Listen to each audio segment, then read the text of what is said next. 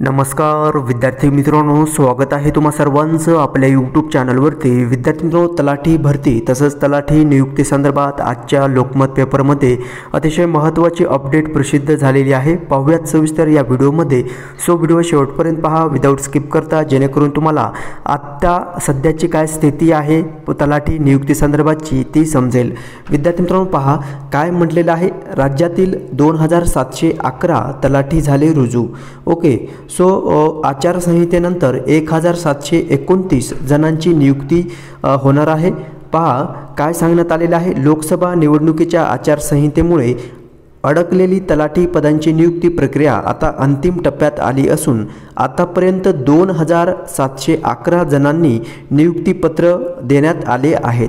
लोकसभा निवडणुकीपूर्वी 21 जिल्ह्यांमधील 982 उमेदवारांना नियुक्तीपत्र देण्यात आली होती, तर आचारसंहितेनंतर 1729 जणांना नियुक्तीपत्र देण्यात आली आहेत। आदिवासी क्षेत्रातील अनुसूचित जमाती प्रवर्गातील पदांची नियुक्ती अद्याप झाली नसली तरी अन्य प्रवर्गातील नियुक्ती करण्यात आल्याची माहिती राज्याचे अतिरिक्त जमाबंदी आयुक्त आनंद भंडारी यांनी माहिती दिलेली आहे। जून 2023 मध्ये तलाठी पदांच्या 4793 जागांसाठी 10,41,713 एवढे अर्ज प्राप्त झाले होते। त्यापैकी 8,64,960 उमेदवारांनी परीक्षा दिली। परीक्षेनंतर या पदांसाठी 4,188 उमेदवारांची निवड करण्यात आली होती। मात्र पेसा क्षेत्रातील अर्थात आदिवासी बहुल क्षेत्रातील जिल्ह्यामधील पदभरती विरोधात सर्वोच्च न्यायालयामध्ये याचिका दाखल झाल्याने राज्यातील 13 जिल्ह्यांमधील निकाल राखून ठेवण्यात आला आहे।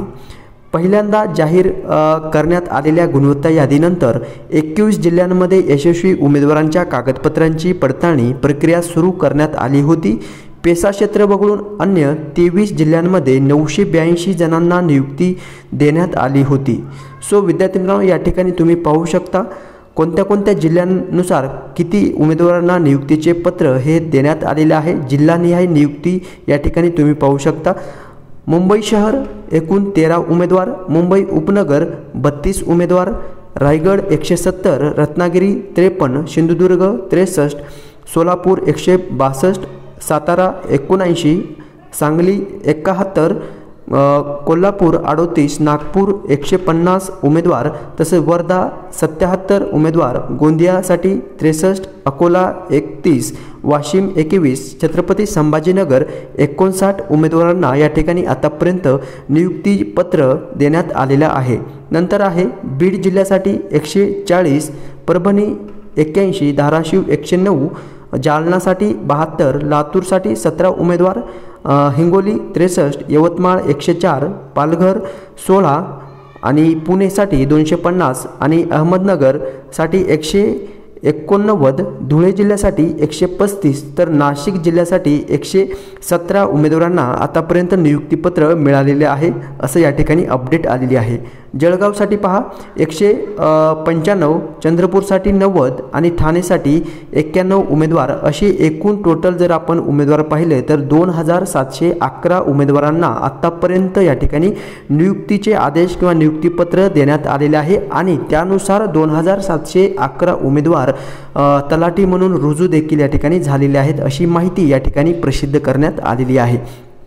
आता जे काही उर्वरित नियुक्तीपत्र आहे, आचारसंहितेनंतर 1729 उमेदवारांना नियुक्तीचे आदेश किंवा नियुक्तीपत्र देण्यात येणार आहे, असं या ठिकाणी म्हटलेलं आहे। सो विद्यार्थी मित्रांनो, पहा ही अपडेट या ठिकाणी आजच्या लोकमत पेपरमध्ये पाहाव्यास भेटलेली आहे। ऑगस्ट 27, ओके 27 ऑगस्ट 2024 रोजी, ठीक आहे। सो अशी माहिती जी आहे ती या ठिकाणी तुम्ही पाहू शकता। जी माहिती आहे राज्याचे अतिरिक्त जमाबंदी आयुक्त आनंद भंडारी यांनी दिलेली आहे, ठीक आहे। सो विद्यार्थी मित्रांनो, ही माहिती तुमच्यापर्यंत शेअर करायची होती। या व्यतिरिक्त तुमच्या काही प्रतिक्रिया असतील त्या कमेंट्स बॉक्सद्वारे कमेंट्स करून नक्की सांगायचं आहे। त्या कमेंट्सचं रिप्लाय माझ्याकडून मी देण्याचं नक्कीच प्रयत्न करणार आहे। भेटूयात नेक्स्ट अपडेट घेऊन नवीन व्हिडिओमध्ये। जर तुम्ही नवीन व्हिडिओ पाहत असाल तर चॅनलला आपल्या सबस्क्राईब जरूर करायचं आहे।